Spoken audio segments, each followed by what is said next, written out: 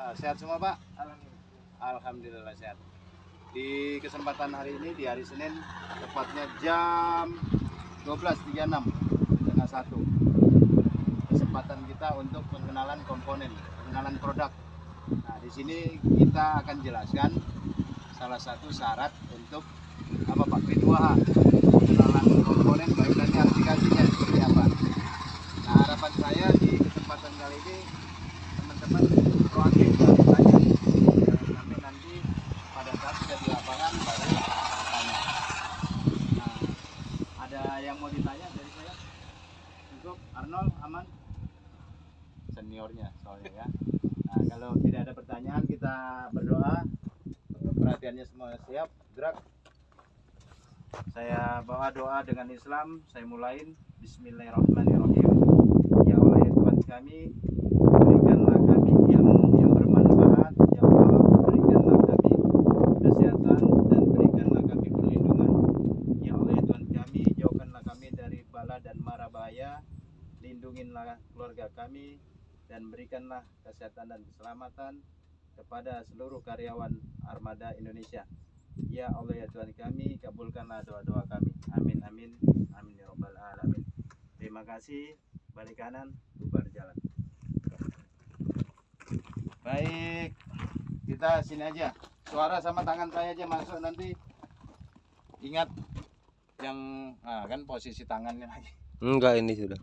Oke, untuk Pak Rais ya, untuk kita mulai di komponen sebenarnya P2A itu lebih cenderung kita lihatnya langsung ke sini Pak, ke sentral ataupun pusat daripada arus. Jadi awal seniornya juga harus paham P2A itu memastikan ini terhubung atau terputus, termasuk yang EXA juga. Untuk alat berat ataupun A2B memang fokusnya kita P2A itu lihatnya di sini dulu, bukan langsung ke sistem komponen engine, tapi di sini dulu ya, kita pastikan di sini aman ataupun sudah terputus. Nah, kejadian kemarin seperti ini ya, kita tidak mengulas tapi ini mengingatkan ya, ini salah satu fatal kalau kita tidak paham. Top roller, nah, bagian roller di bagian idler ya, bagian frame ini juga harus pastikan. Ini salah satu juga performan kerja daripada undercarriage yang sprocket ataupun segmen kalau bahasa di Caterpillarnya ya, ada sama aja sih sebenarnya fungsinya. Ini salah satu daya performan ataupun daya tarik atau daya dorong itu pengaruhnya besar di sprocket ya ataupun di segmen. Ini dilihat, dan ini namanya crosser ya ataupun single cross. Kalau di EXA ada 2 bahkan ada 3.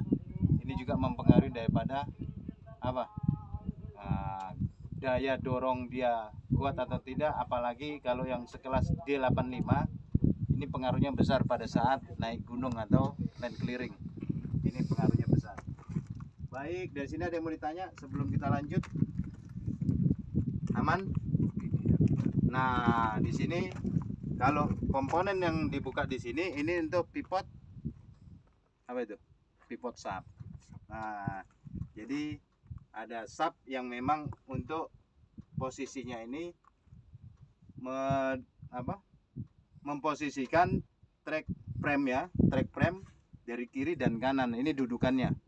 Ini ada sub di dalam sini. Ini pivot sub ya. Baik, di sini frame daripada frame blade, tail blade, ya, lip cylinder, ya, lip cylinder blade. Di sini ada protect ataupun end blade. Ini final ya, untuk sudut potong finalnya itu ini. Nah, ini kalau doser itu seperti ini cuttingnya, dan memang kita larang teman-teman itu nyekrap mundur atau posisinya kerap, posisi unit mundur. Karena apa? Ini akan bisa aus nanti baut yang di bagian belakang. Jadi teman-teman kan kadang biar rapi sekrap mundur, dikhawatirkan memang baut bagian belakang akan termakan. Ya, itu dilihat pada saat ini alat kerjanya blade ini, fungsinya doser itu ya ini. Kan gitu ya. Kita keliling dulu di bagian sini.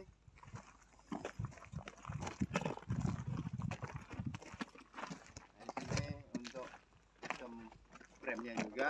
Frame-nya ini kalau di unit yang di 85 ini diputar. Nah, tapi ini standar sudah di setel. Di situ dilihat ini injektor grease namanya. Ya, injektor grease. Ada kejadian di perusahaan sebelumnya, ini bisa patah, Pak, di bagian lock ataupun pengikat daripada lip silinder. Karena apa? Pada saat mengevakuasi, ini posisi tarik mundur. Ada HD amblas, ditarik mundur. Ini akan patah, Pak. Nah, dikhawatirkan juga daripada silinder rootnya akan bisa bengkok. Minimal bocor. Nah, makanya evakuasi itu memang harus memastikan unit kita itu benar-benar di posisi aman dulu. Jangan mengevakuasi malah kita yang dievakuasi. Baik, kita lanjut di bagian rangka bawah. Undercarriage itu adalah rangka bawah yang faktor kenyamanan dan keselamatan itu 80%. Apapun itu, termasuk LP segala ya, sekalipun bagian rangka bawah itu 80% dari safety dan kenyamanan. Makanya teman-teman jangan berpikiran oh undercarriage adalah hanya bagian, tapi ini hanya pusat safety dan kenyamanan. Bisa unit itu bahasanya lompat-lompat ya, pengaruhnya dari sini.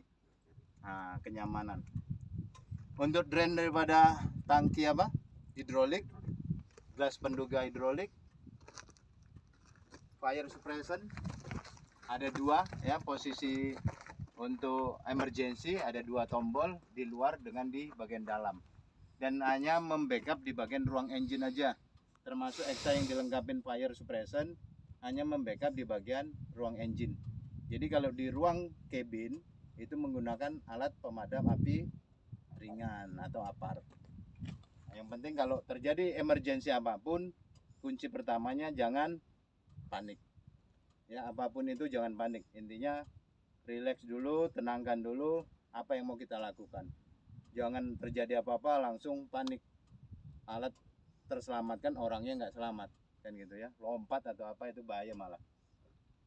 Baik, ini di bagian belakang, di bagian silinder ya, bagian root untuk ripper ya, di bagian aram ripper dan bagian boom rippernya. Di sini dilihat ada protektor. Lubang ada berapa ini senior? 0. Ada berapa lubang? Ada 3 ya, ada 3 lubang yang memang masing-masing lubang fungsinya beda. Lubang paling bawah adalah untuk material yang keras, dan pada saat ripper ataupun ngeripping ini hanya digunakan di posisi maksimal 2. Kalau memang material keras itu memang posisinya harus 1, dan speed harus dijalankan speed 1, bukan otomatis ya, jenisnya bukan yang otomatis atau yang jalan sendiri, nambah sendiri, enggak, tapi yang memang benar-benar di lock di 1. Dan posisi blade itu diangkat tidak boleh lebih dari 1 meter ya, maksimal setengah meter untuk posisi aktivitas ripping.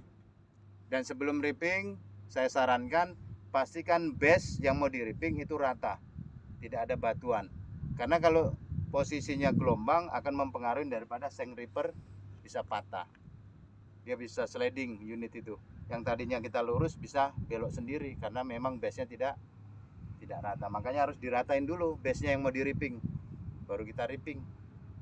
Nah itu ya, jadi di sini juga. Baik, kita mengarah ke bagian ruang engine. Di sini ada yang mau ditanya, ini paspil ya untuk pengisian bahan bakar. Sambil ditanya nggak apa-apa. Karena memang doser itu diciptakan seperti ini, hati-hati ya untuk tripod kontaknya. 3 titik infonya. Ini yang saya sampaikan tadi, ada 2 posisi di luar untuk fire remote suppressionnya, ada di bagian dalam. Nah ini teman-teman juga pastikan pada saat mengecek atau menambah, ini breather, ini namanya pernapasannya ya, jangan langsung buka ya. Kalau memang ada pernapasannya bisa ditekan dulu biar rilis dulu baru dibuka, karena memuai panas. Untuk transmisi ya, dipsticknya oli transmisi kita bisa buka aja teman-teman. Angkat. Udah, lepas aja Pak, udah. Lepas saja. Di sini ada turbo charger, Pak. Ya, ini blower turbo charger, turbin blower. Turbin itu untuk membuang, blower itu untuk ngisap. Nah, ini blower ini diambil dari sistem air cleaner dan after cooler. Jadi udara itu lebih banyak dimasukkan dibandingkan bahan bakar. Sistem kerjanya itu RPM minimal 700 RPM. Jadi kalau unit idle kelamaan ini bisa panas. Makanya idle dia itu di bawah 700, makanya tidak boleh idle terlalu lama, akibatnya nanti ini bisa bermasalah, bisa bocor. Makanya unit yang menggunakan turbo apapun, mau ekskavator, itu tidak boleh idle terlalu lama, akan berdampak di sini. Harga daripada turbo charger itu separuh ya daripada harga engine. Nah, hati-hati ya. Itu alternatornya, Pak. Alternator, after cooler, baru di bagian apa? Depannya kondensor AC. Itu untuk nozzle fire suppression. Ya, ini nozzle-nya, ini juga nozzle-nya yang mengarah ke sistem turbo. Untuk pengecekan di sebelah kiri, di gate sebelah kiri. Oke, stop dulu. Kita ngarah ke sana. Off dulu.